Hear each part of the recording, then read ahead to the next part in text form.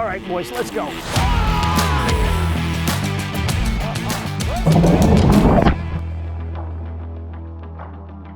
So last week we were constantly complaining about the wind, but we were looking to last Wednesday, July 3rd, as the big weather day when everybody was going to go out there, and sounds like everybody did. I know a lot of people that went tuna fishing last Wednesday, and you heard kind of mixed results.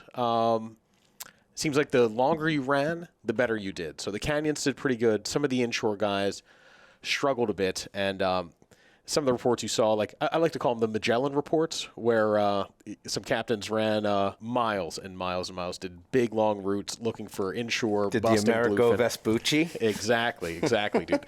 And that's been the theme of the run and gun bluefin fishing so far here in southern New England is way more running and very little gunning. Yeah. Now, boats are getting on them. They're seeing fish on top.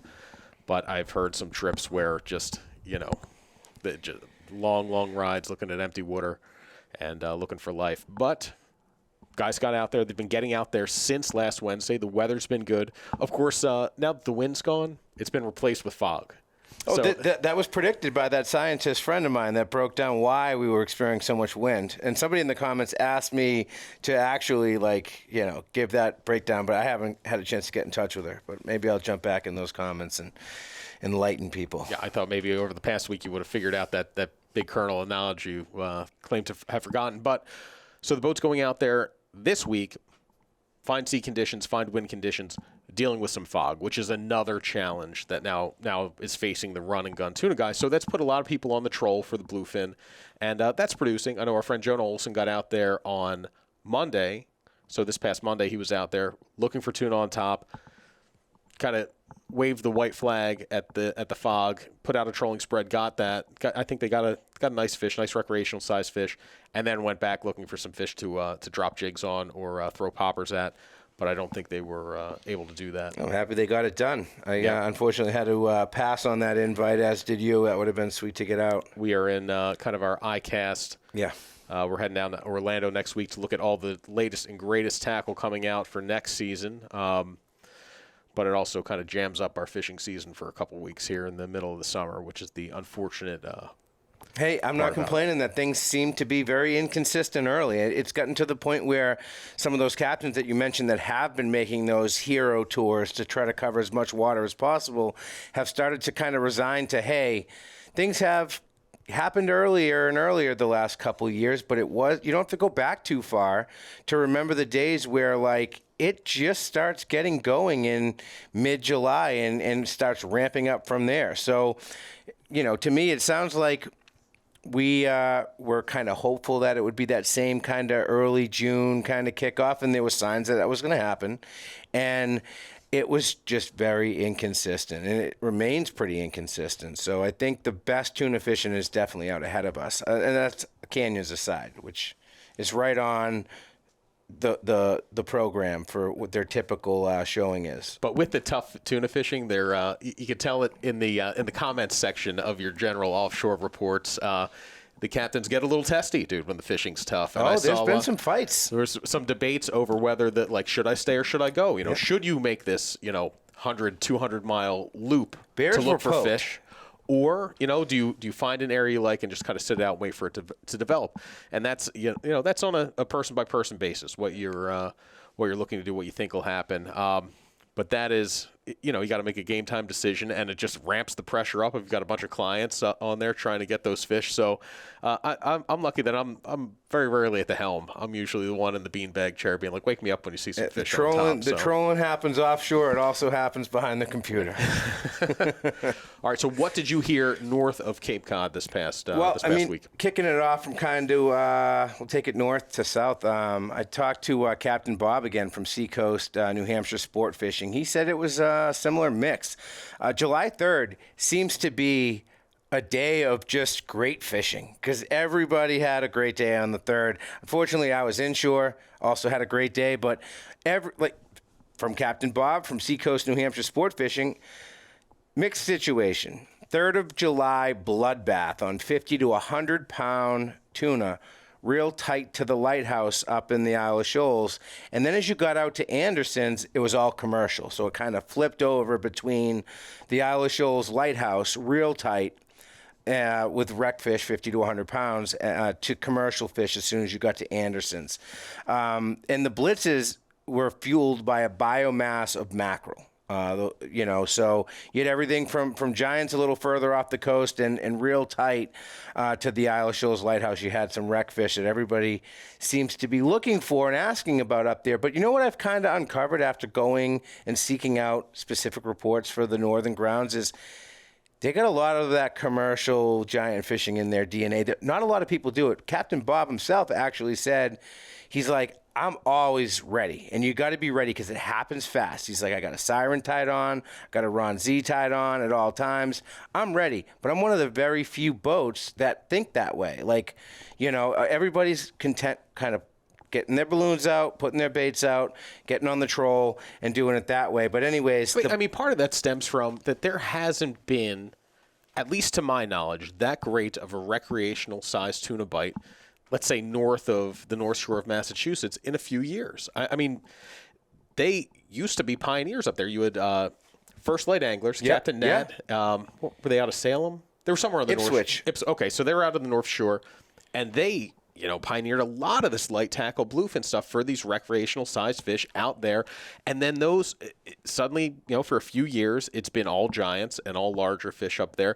It seems like we're seeing a better push of those fun sized fish there. And I think you're going to see more captains kind of get back into that swing of things, the light tackle swing of things. But, most guys have been sitting on live baits and balloons and trolling bars up there for the last 10 years or so. The first topwater tuna lure that I ever bought came from a North Shore maker. What was it? The Ocean? Yep. Yeah, they were kind of like little, cylindrical baits with a single hook on there. I can't remember. It was Ocean Lures. Ocean Lures, right? I still have one. Yep. And that was the bait that they would use. The Stetsko needlefish too. Yeah.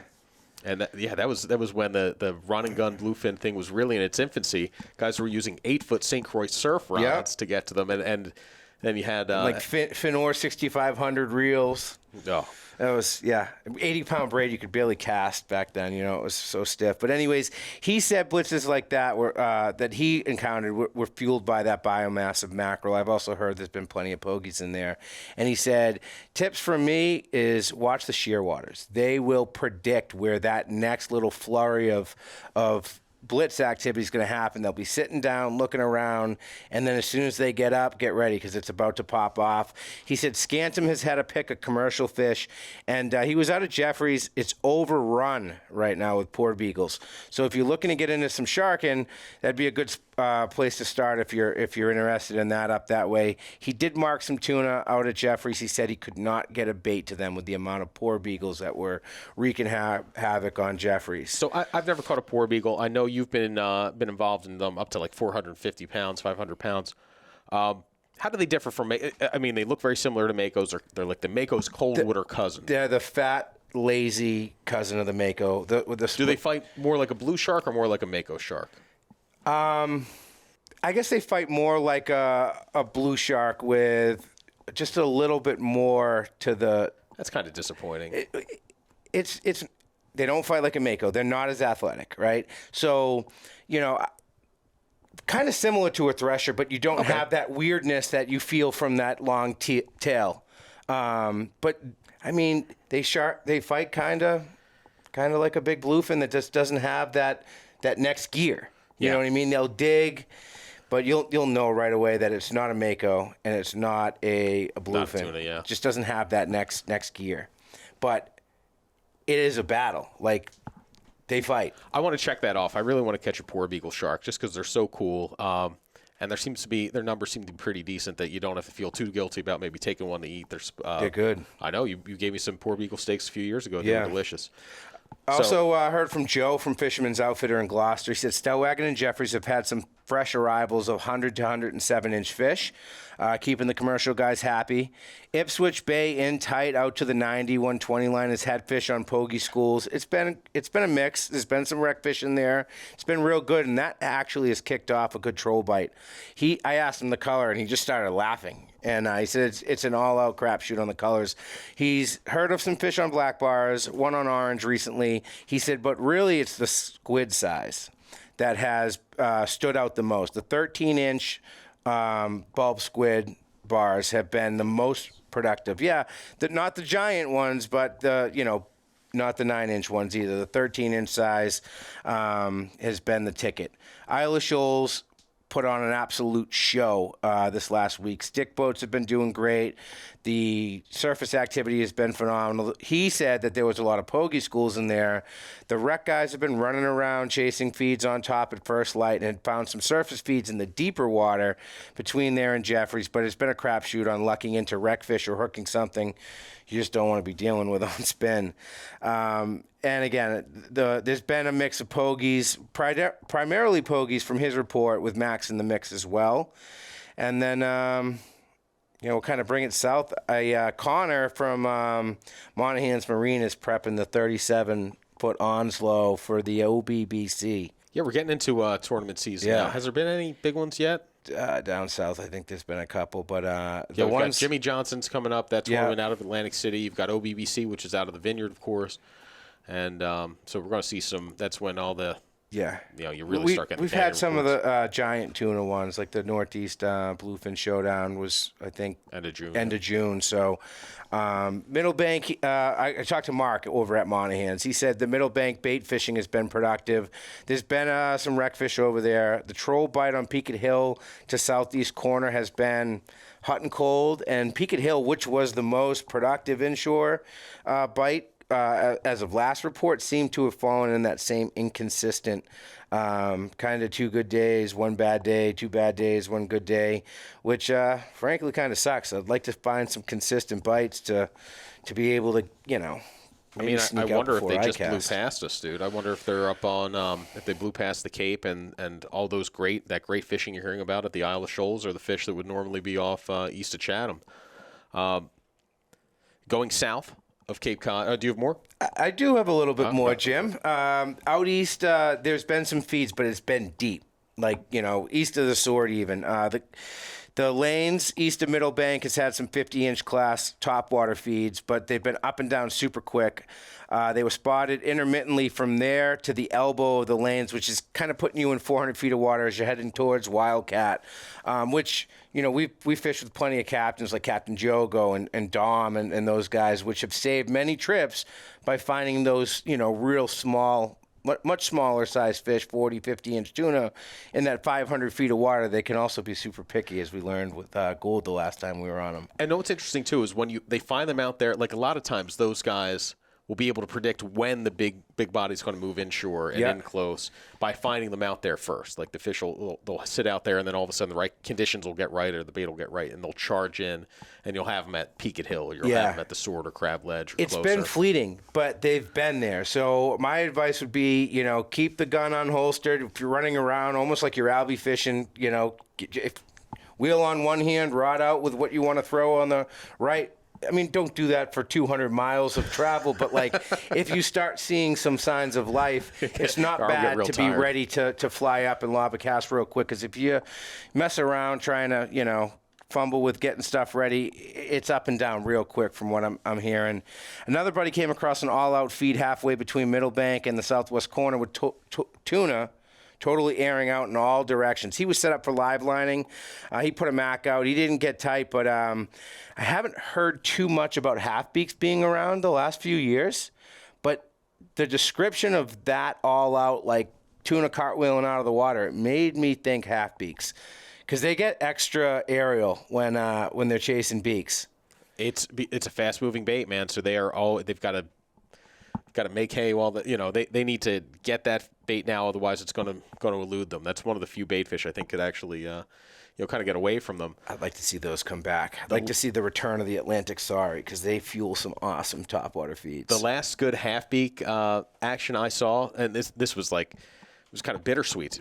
Chris Megan and I we went out one day, got on a great jig bite at the dump, and we're like, oh man, well, let's film this. So a couple days later, we got the next weather window. Everything looked the same.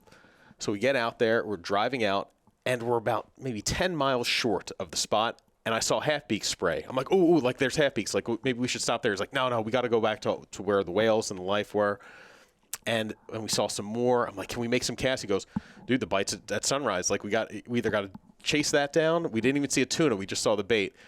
So we went back to the dump. The bait was there. The sand eels were there. The whales were there. Millions and millions of false albacore were there. Bluefin were gone, dude. So the bluefin were gone. We saw Captain Dom out there. We all fished in the same area for an hour, hour and a half. Dom took off, found them on half beaks, and then we like, said, hell with this. Let's go get some mahi. Let's try to salvage the day at least. And then just by pure dumb luck, when we're mahi fishing, we look at the sounder, and it was just total red. It looked like I was like, oh well, let's jig up a couple more albies. But turns out they were bluefin. So, the albies can be really maddening when you're offshore like that looking for tuna. And it's funny because we were looking at some of that footage, and you could actually see some bluefin underneath massive amounts of albies, and it was like you just couldn't get to them. They were there. You guys just couldn't get to them. No, see, but no, the couple days before, like you could get through them. You put on a heavier jig, you'd punch through the albies. For every 10 albies you'd hook a tuna. And this day we probably hooked, because we had 2 camera guys out with us too. They were all hooking. At one point, we were like, just have fun. They put the cameras away. We must have caught 100 albies that day, just trying to weed a bluefin out of them. Those ones don't count. What? Those ones definitely don't count. No.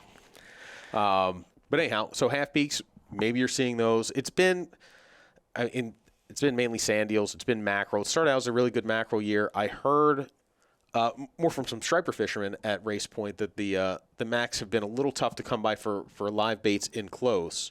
Again, it sounds like northern New England has plenty of macs, plenty of bunker, and plenty of tuna on them. So maybe it's just maybe we just need another wave of fish to move in, or maybe those fish to come back down. But what else you got? That's all I have as far as that portion of the northern grounds. I know you got some local stuff. Do you have anything further south or no? Yeah, canyons. To talk about the canyons, man, it sounds like the guys who went out there were rewarded for making the long run, and not just with great yellowfin fishing. I heard boats are having no problem catching loads of yellowfin in canyons like Atlantis. There's Big Eye. It continues to be a really good year for Big Eye. Boats are getting them. So you're running into the situation now where boats are going out there loading up on yellowfin, but it's not a good trip until they've checked off a couple Big Eye. So probably the coolest canyon report I saw this week was Captain Kevin Albon of Blue Line Sport Fishing, where he got called in on some good activity by Lou DeFusco, who a good friend of yours, and he rolled up on the scene, and it was just total whitewood, like a complete what the West Coast guys call a foamer, and 2 guys put stick baits into it. And when I first saw the video, I'm like, well, it's probably bluefin, because that's usually when you see fish on top like that, that's what it is. It was all Big Eye. He was out in the canyons. They doubled up on them. I don't know if he landed them. It sounded like they were big fish. He showed videos of part of the fight, but they were had some Big Eye on top.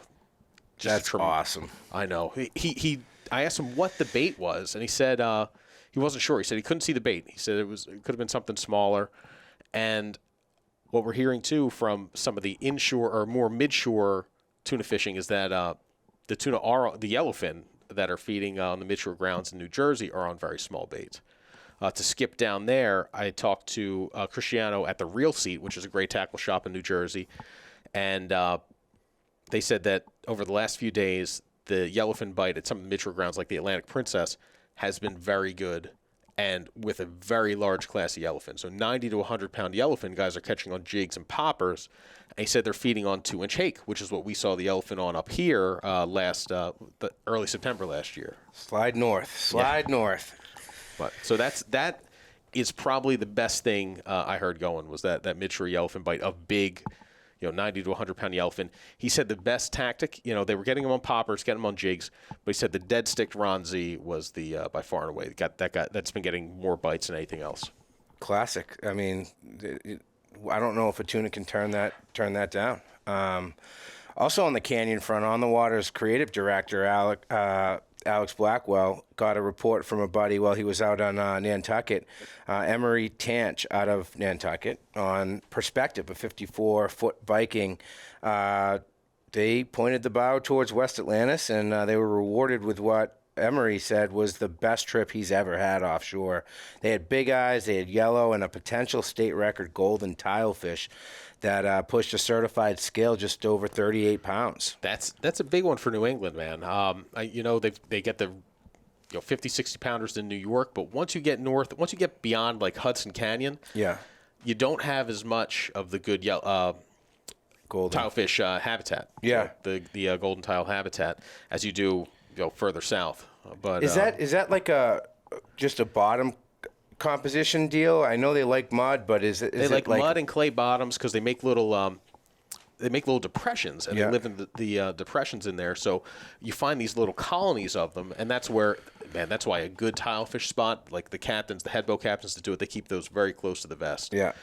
Because they know they can go there and save a trip. They'll go through these little colonies, pick off the tiles, and they know that where there's little pieces of harder bottom, you got a shot at like a snowy grouper or a wreck fish, which is kind of a cool addition to that. Some barrelfish too in the mix. I love those deep dropping trips, man.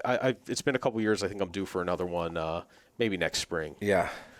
But well, I mean, the Offshore Report is brought to you by Sirius XM Marine. Fish mapping is Sirius XM Marine's most comprehensive plan and is available on your boat's display and includes access to your phone or tablet via the fish mapping app. Sirius anglers use every advantage available, and Sirius XM marks the spots where bait fish gather and game fish hunt. Learn more at SiriusXMCommunications.com/fish mapping. It's also brought to you by Garmin Marine. Check out the Panoptix PS70 stainless steel through-hull transducer. It's powered by Garmin's rapid return sonar, which gives you live sonar views up to 1,000 feet below the surface. See fish live, catch fish deep. www.garmin.com. And last but not least, Canyon Runner, who will kick the rest of this report to now with another awesome report again. July 3rd was bonkers for what he said was the most boats he had fishing in a single day that he can recall.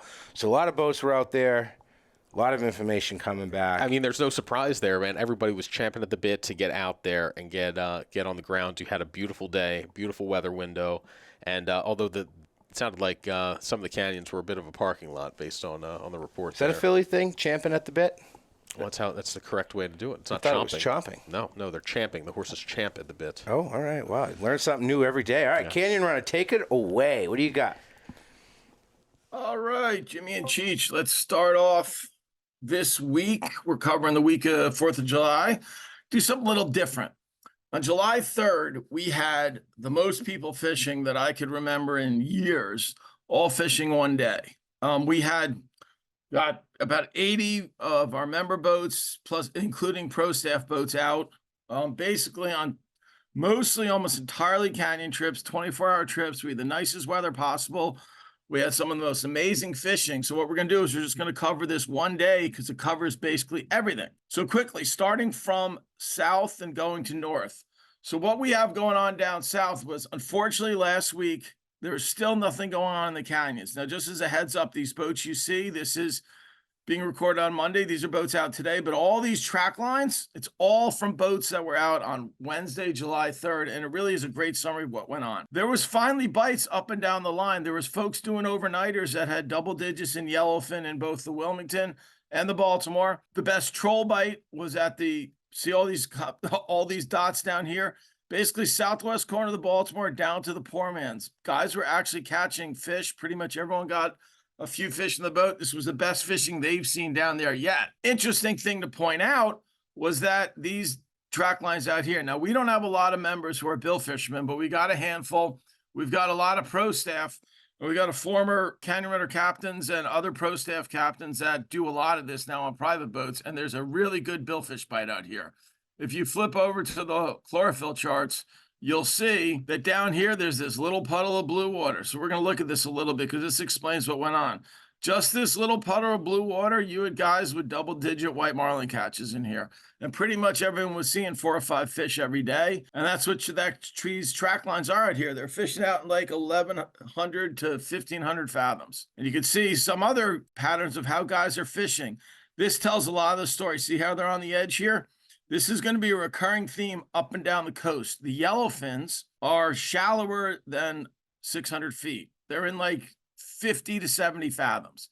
That's why now, as the week went on, they came in closer and closer. Like I said, this is the end of the week right now where these boats are. They're catching some fish in here. But during the week, on last week, they were still out 80, 100 fathoms.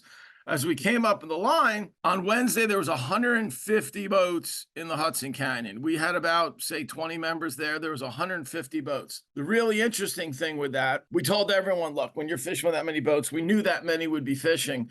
You really rarely catch. Now, there's a couple things. Folks did spread out. This is an area called the Zigzag. It's halfway between the Hudson and the Dip. One of our pro staff boats, the Wolf Pack, had, I believe, 8 big eyes in there. There was members with 5 or 6 big eyes. There was members with blue marlin. There was other pro staff with big eyes. There was great fishing in here. There was big eyes. This is Jones Valley and the 100 Square. There was big eyes and big bluefins in here. There wasn't a lot of yellowfins. What saved the day for a lot of our members, now this is a day with 150 boats in the Hudson. Usually no one catches anything. If you catch 1 or 2 tuna fish when the Hudson has that many boats in it, it's actually pretty good. And we had guys with basically 2 to 5 fish all working the shallows of the west wall. This is an area called the Letters. This is the west elbow. Let me get rid of the members for a second. These is just pro staff track line. So this is the west elbow, the bombs, and the tip.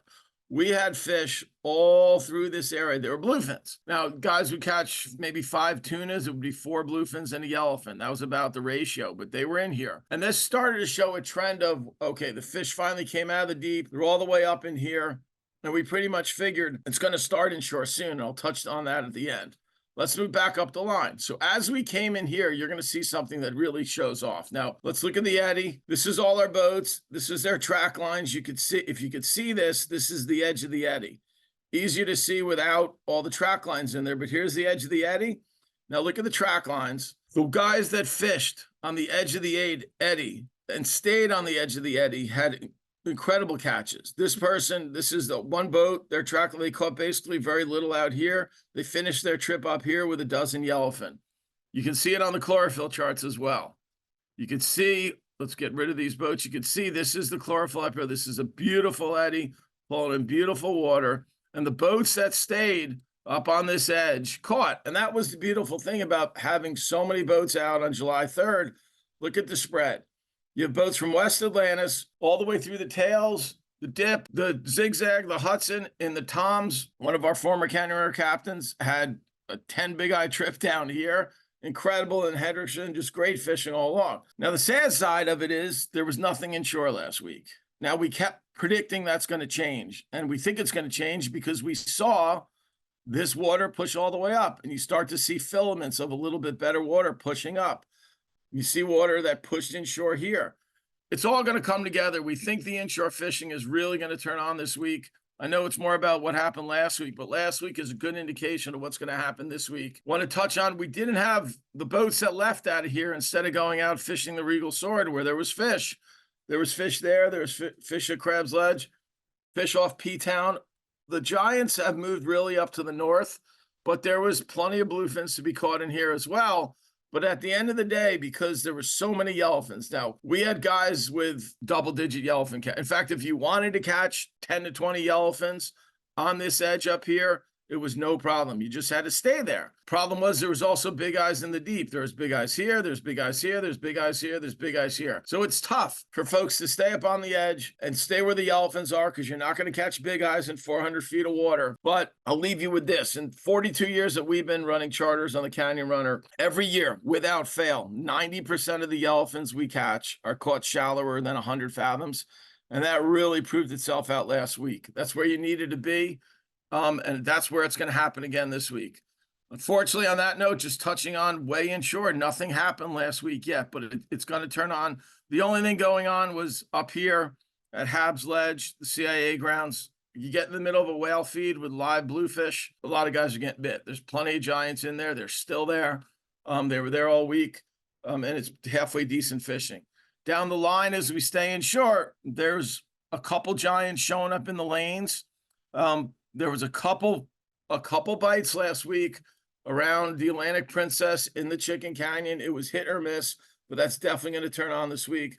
And down here, you're starting to hear rumors last week, not just rumors, confirmed, guys getting in on, they call them the meat lumps. You got the ham bone, the chicken bone, a fish or two pulled out of there every day. You've got 19 fathom lump. You've got massey, same thing, a fish or two pulled out of there every day. We're finally seeing a transition in the fishing. The fish are sliding inshore. Now we just need a transition with the weather. June went down as the worst weather we've ever seen, any of our pro staff have seen in at least 20 years. Hopefully this weather changes and everyone can fish a little bit more. Thank you, guys. This wraps this up. Talk to you next week. So that report right there gives you a sampling of what the Canyon Runner virtual captain system looks like. The Canyon Runner sport fishing team is here to help you catch fish. They offer coaching, concierge services, seminars, and that virtual captain system. It serves as your co-captain, providing all the fish catching and safety intel, including a built-in warning system and more. It gives you the ability to track over 400 member boats and 15 pro staff boats in real time. You can check them out for yourself at www.canyonrunner.com. Canyon seems like it was the place to be over the weekend. But little in the way of holiday too. He said kind of a lackluster marlin bite so far. Yeah. Not too much happening on that front. So that was one of the social reports that I wanted to bring up. This was...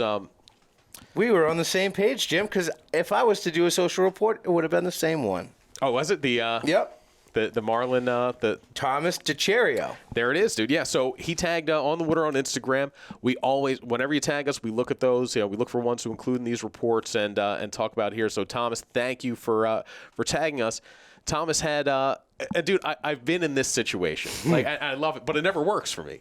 So, Thomas, I'll read you his report. While inshore tuna fishing has sucked, this is for sure the highlight of my year so far. Spotted a large white marlin on the way out, chasing bait on top. I aimlessly threw a Chatter Lures 200-gram pink jig in front of it, and to my surprise, the fish was all over it. He said it was a fun precursor to then getting a tuna skunk on the midshore grounds. But, man... Like, how often are you're just not ready for the marlin, but it's like whatever you have tied on. I've thrown poppers, I've thrown stick baits, I've thrown rods. Like, I threw a magic swimmer at one once, and it actually turned his head. But this one, the sun, offshore, the tuna gods or the marlin gods were smiling on Thomas that day. That thing turned around and ate a 200-gram metal jig, and he's got a video of it on his Instagram at TDFishRI, and that's of them. Yeah, it was inshore, too. Yeah, it was right in Cox's area, so that's awesome. It never works out that way for me. If I throw something and I'm thinking, yeah, this isn't going to work, I'm never surprised with like, holy crap, that worked. Dude, and the hook held long enough for them to get it both sides too, which is just a miracle of miracles out there. That makes up for a couple slow tuna trips. That's awesome. Right there. I mean, put on a great air show for them, which is that's the best. On that topic, Jim, I got a little surprise brewing for you. Talked to one of our mutual buddies, Kevin Gould, just before coming down here to do this report, and a little bit of chatter on a post-tournament season type of beach trip that would involve a tower, all right, some flat calm seas, and some sight fishing for white marlin. Dude, that is a fishery that I almost thought existed more in rumor than actuality until the last couple seasons. People have actually gotten some video and photo evidence of it, of cruising white marlin, casting, pitching baits at them. Man, that's a dream, dude. Hopefully that'll come together. It's brewing. I hope it comes together, too. That would be an awesome opportunity to catch my first white marlin the way I actually would love to catch one. So hopefully we can make that happen. We'll keep you posted on that front. Yeah, my one and only white marlin was an absolute just like fire drill. This thing hit every lure in the spread except for like the captain. We were with Captain Larry Back and was like, jiggle the rod, drop it back, do this. And the only rod we didn't touch was the spreader bar, and that's the one it eats. It was me and Kevin like running into each other like a Benny Hill routine in the cockpit. That's hilarious. But yeah, we got it. That's cool. I've had them in the spread a bunch of times. Haven't been able to get them hooked up. And if they would, take a swipe at something, it would be like, split second and they're gone. So kind of it's been a mixed bag of a offshore season so far. We're not even at the halfway point. We've got a ton of innings left here. We were spoiled last year. No, I'm not even looking at it that way. I don't feel like we're spoiled. I don't think things have set up. It's just a different year. I mean, if you're last year, like if you were a offshore fisherman out of Rhode Island, it was your year. Maybe this year it's the New Hampshire and North Shore guys. But if you've got a trailer and that boat at Isle of Shoals, or that bite at Isle of Shoals keeps going, maybe that's maybe you take your weather days and you spend them up there instead. We'll just have to see what happens. The weather is finally evening out a little bit. Still, it's getting windy again. Nothing like it was throughout most of June. So true. And you look back at some of the pictures, and this is another byproduct of the conversation I just had with Kevin, was like, we're still not even there yet to when it gets good. Yeah, we both had our first successful tuna trip, I want to say June 22nd or something like that, and it was only the troll bite, right? If you go 15 years ago, like there would be off Cape Cod, east of the Cape, Chris Meegan, one of his trips that he talks about constantly, his best one was off the golf ball off Cape Cod, which is Highland Light. Yeah. They had 30-pound bass mixed in with 70-inch tuna. So you would cast a stick shad. That was the bait then, the Sabile stick shad. You'd cast that into the melee, and you'd be disappointed if a 30-pound striper ate it. But, so for every 3 or 4 stripers, you'd get the tuna. And that was the first, second week of June. So things are constantly changing. Yeah. Wherever the bait settles in, whatever the water's doing, whatever the wind and weather conditions are. So, and like I said, we're not even close to halfway through the season yet. So it's looking over last year, which was an awesome year, and I hope it's the same this year, if or close to it. But like, I didn't see my first yellowfin until August 6th, with the trip that we went out with Hoodie, and I got lucky with a popper at the end of the day, and we only had bluefin to that point. Did we not? On the jigs? I trolled one up with Jonah on June 30th last year. A yellowfin? Mm-hmm. Okay. So, I mean, that's still, and we've heard of random yellowfin getting caught inshore already. So the best is still out ahead. The best inshore yellowfin month is probably September. Yeah, I'd say mid-August to mid-September is going to be the best window for yellowfin in New England, in southern New England. Yeah. In Jersey, it's probably from last week of June until maybe, there they'll get them into October. But it sounds like that's starting, and it's a bigger class of fish, which is really cool because I wonder if it's the same body of yellowfin, because you do see more of the bigger ones each year. But then you talk to like Dr. Jeff Kneebone, who tags yellowfins and studies their movements, and he said that they don't know what kind of migration they make. We want to think of it as they do 1 year, like in a single year. Like they go south for the winter and they come north in the summer. He said it might be a multi-year path they're taking, Really? Spawn off Africa, and then they slowly make their way back here. Or maybe they're more home bodies than we think. But whatever's happening, some bigger yellowfin around. The yellowfin we heard of in southern New England caught in June were big too. There was a 60-inch yellowfin taken, so 90, 100-pound yellowfin off New Jersey right now. So, man, that's good stuff. It's a great start, and the best has yet to come. That's what I'm sticking with. So get out there, get tight. Let us know what you guys encounter out there, and we're going to take next week off. We'll have Matt Hafner and likely Andy Nabreski fill in for us in next week's report. And then we'll be back with you fresh out of ICAST and hopefully fresh off of a tuna trip. Would be nice. That'd be real nice. All right, guys. Catch them up.